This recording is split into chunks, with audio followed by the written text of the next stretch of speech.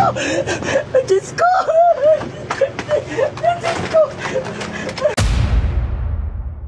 Many years ago, ang title na Teen Queen ay binigay kay Catherine Bernardo dahil sa magkakasunod na blockbuster movies niya and also dahil sa kanyang mga hindi malilimutang pagganap sa television and napakarami niyang advertisement during that time. That is why siya ang kinoronahan na Teen Queen. And fast forward to 2024, ang Teen Queen na title ay ipinasa ng Mega kay Fiang Smith. And the new generation Teen Queen is Fiang Smith!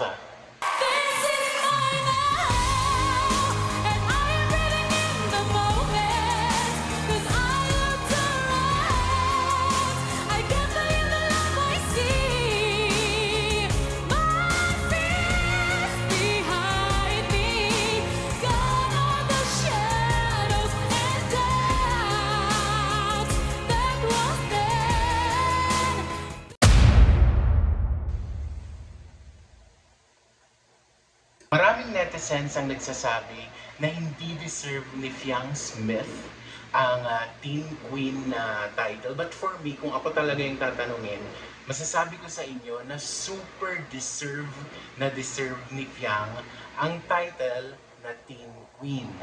Kasi, number one, si Fiang ay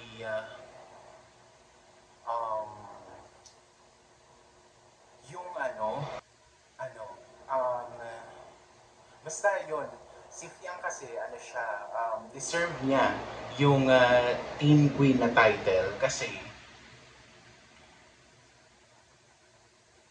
kumbaga, paano ko ba tayo i-explain?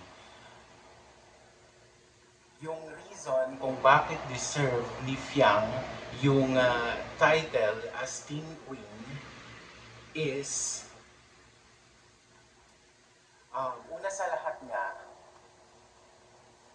yung masasabi natin na dahilan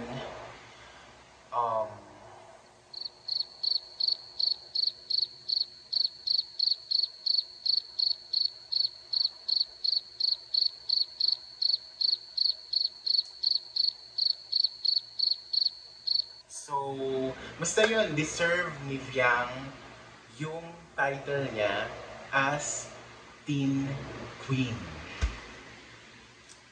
So yun lang. Bye-bye!